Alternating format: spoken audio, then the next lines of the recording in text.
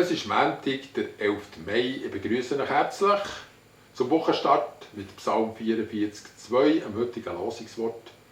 Gott, wir haben mit unseren Ohren gehört, unsere Väter haben es uns erzählt, was du getan hast zu ihren Zeiten vor Alters. Sicher noch eine altertümliche Ausdrucksweise, die heisst vor vielen Generationen. Und der Lehrtext, Lukas 10,39.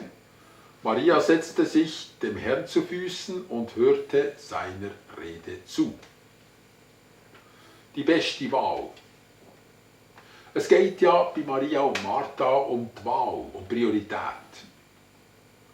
Psalm 44, der Psalmdichter redet davon, dass ihm immer noch in den Ohren ist, was seinen Vorfahren sogar in den Knochen war. Nämlich, was für unglaubliche, teilweise so unheimliche, aber auch sehr heilsame Taten Gott hat vollbracht.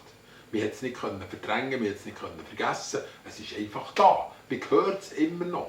Von Generation zu Generation ist das Echo noch am Weiterlaufen. Das haben jedenfalls die gesagt, die den Psalm haben gedichtet. Andere hätten das vielleicht nicht gesagt und hätten über das sogar keinen Psalm gedichtet. Sie wären vielleicht nicht einmal in einem Gottesdienst einen solchen Psalm singen mit den anderen zusammen. Warum? Es sagt ihnen einfach nicht so viel, weil sie sagen, ja, heute ist eine andere Zeit. Vielleicht ist es ja nur einer von 10, der darüber ein Lied anstimmen würde. Nur wenige treffen die beste Wahl, nämlich zu hören. Ich erinnere mich noch an mein erstes Studienjahr an der Freien Evangelisch-Theologischen Akademie. Seinerzeit hat sie FETA geheissen, heute STH in Basel. Wir hatten einen Professor, der Altes Testament gelehrt hat und er hatte die Angewohnheit gehabt, in seinem Fach aus seiner Doktorarbeit zu zitieren, mehr oder weniger vorzulesen. Ich war in der vordersten Reihe und habe für eine Studentin mitgeschrieben, die eine Behinderung hatte. Das heisst, ich hatte immer ein Kohlenpapier und einen Durchschlag gemacht für sie. Und das hat wiederum geheissen, ich musste sehr gut aufpassen, weil ich für 2 gehört. Und sie hat ja nachher das auch gebraucht, für ihre Prüfungen abzulegen. Irgendwann musste ich auf die Toilette. Hinten links hatte es eine Toilette, aber hinten ist eben der Saal noch ein bisschen um eine Ecke gegangen, wir haben nicht ganz hinten gesehen. Wenn ich so hinten laufe, sehe ich in der vordersten Reihe Leute, die das Buch vom Professor vor sich haben und da und dort etwas anstreichen, weil damit haben sie schon ein bisschen ihre Probelektüren oder ihre Prüfungslektüren vorselektioniert, was dann wichtig wird sein. Weiter hinten hat es Leute gehabt, die immerhin noch etwas aus dem Alten Testament oder aus diesem Bereich gelesen haben. Noch weiter hinten habe ich einen gesehen, etwas Theologisches lesen, immerhin noch Theologie. In der hintersten Reihe hat es 2 gehabt, die haben Asterix gelesen. Und als ich abgebogen bin, für die Verlängerung des Saals, um eine Ecke zu durchschreiten, zur Toilette, sind dort 2 unter dem Tisch gelegen und haben geschlafen. Es war eben Montag, sie mussten sich erholen am strengen Wochenende.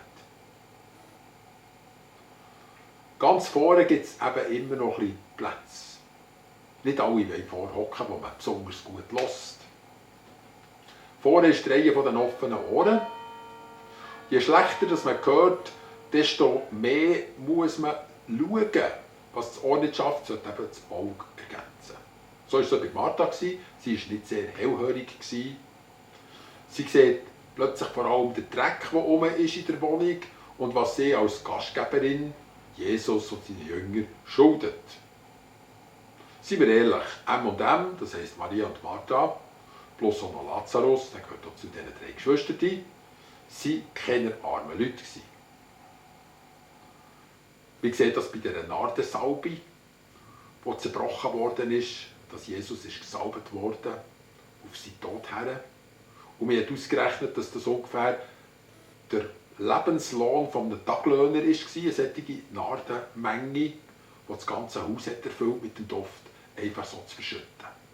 Das waren Leute, die Köln hatten und darum sind die Fischerfüße, wenn sie mal über die Schwelle bei dieser Villa kommen konnten, sehr ungewandt gewesen und haben sich immer sehr gefreut auf eine solche Umgebung.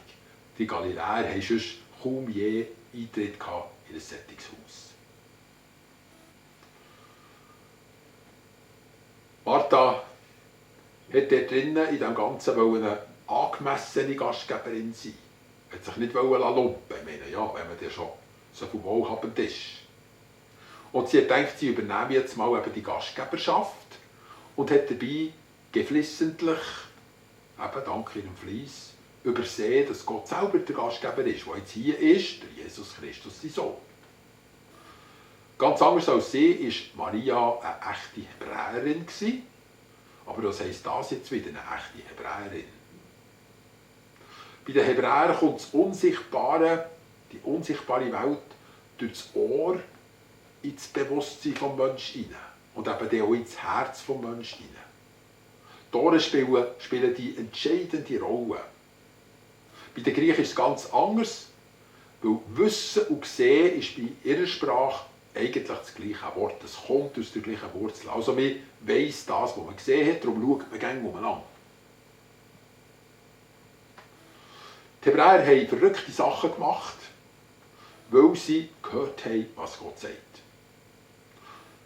Für das haben sie aber keinen Beweis gehabt, aber später hat es sich als wahr erwiesen. Die Wanderung von Abraham, die Opferung von Isaac, der Kampf von Jakob und die Träume von Josef.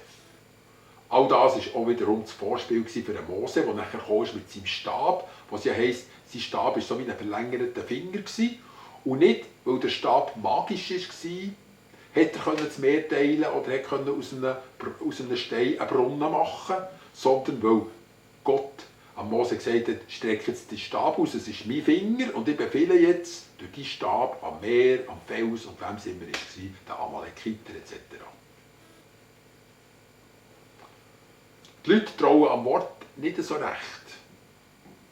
Ein Wort ist doch so wenig, der Goethe hat gesagt, Schall und Rauch. Für die Martha war es undenkbar, dass das Reich von Gott so in den Alltagsdreck hineinkommt.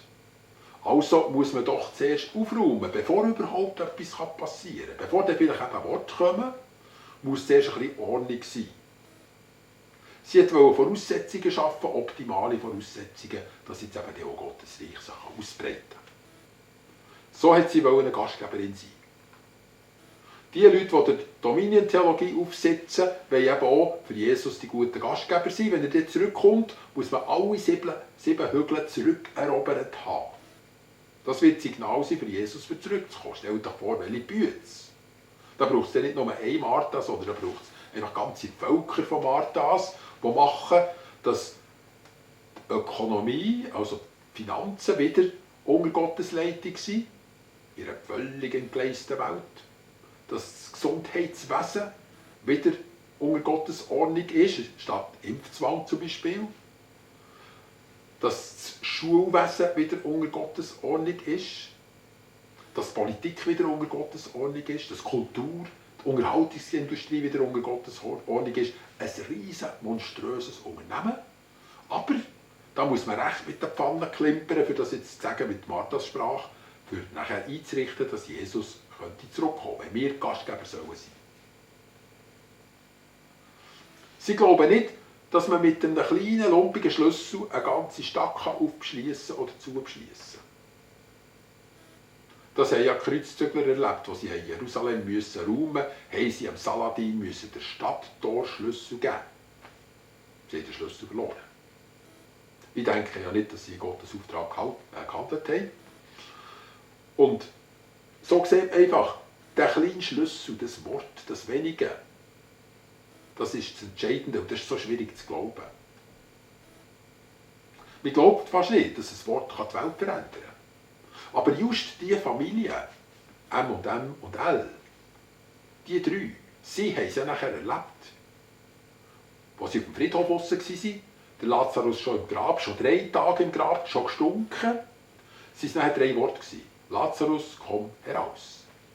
3 Worte. Sie haben die Weltgeschichte verändert. Weil erstens ist der Lazarus rausgekommen, zweitens hat es wegen dem nachher den Aufstand von den Hohenpriester gegeben. Er hat gesagt, jetzt geht es zu weit, jetzt geht es nicht mehr. Alles Volk läuft ihm jetzt nachher.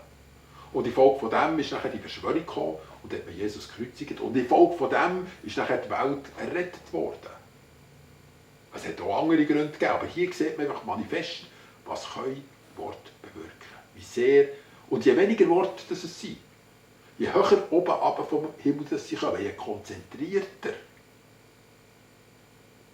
desto grösser wird die Veränderung sein. Aber wir sehen eben die Notdringentum, wir sehen den Arbeitsbedarf, wir sehen die 7 Hügel, die alle verseucht sind. Woher man auch nur schaut, ist alles im Argen und wir wollen jedoch gerne gute Gastgeber sein für Jesus. Für seine Wiederkehr. Ich kann mich erinnern an eine Strategiesitzung. Es ist darum gegangen, was macht man in den nächsten paar Jahren in einer Kirchgemeinde. Ich hatte dort im Prinzip nicht viel zu sagen, aber im Gebet habe ich einen Bibelvers bekommen über Buß und sich darauf ausrichten, dass Gott wirklich sein Werk tun kann. Voraussetzung dazu eben Buß. Ich hatte nur ein ganz kurzes Zeitfenster, um das Wort hineinzugeben. Ein Wort, das ich nicht nur gehört habe, sondern beim Bibellesen auch noch aufgeschlagen habe. Dann weiss ich auch, wenn das passiert, es ist sehr ein deutliches Wort von Gott. Okay, das habe ich weitergegeben. Aber nachher ist natürlich auch die ganze Arbeit gemacht worden mit den Prioritätenlisten. Das muss ja irgendwo auch sein. Man muss ja auch wissen, was alles ist und was auch im Argen ist. Das ist alles okay. Nur die Frage ist ja immer, was steht jetzt zuoberst? Was steht ganz oben auf der Liste? Und für das hat es nach langen Diskussionen und viel Papier eine Abstimmung gegeben. Und dabei ist herausgekommen, mit einer Stimme mehr. Wir wären natürlich viel lieber Einheit gewesen, aber es ist immerhin eine Stimme mehr. Dass es genau um das geht, dass wir die Sachen zurücksetzen können und zuallererst umkehren von unseren menschlichen Gedanken und zuerst Gott Raum geben bei allem, was geschehen soll, auf ihn hören bei allem, was geschehen soll.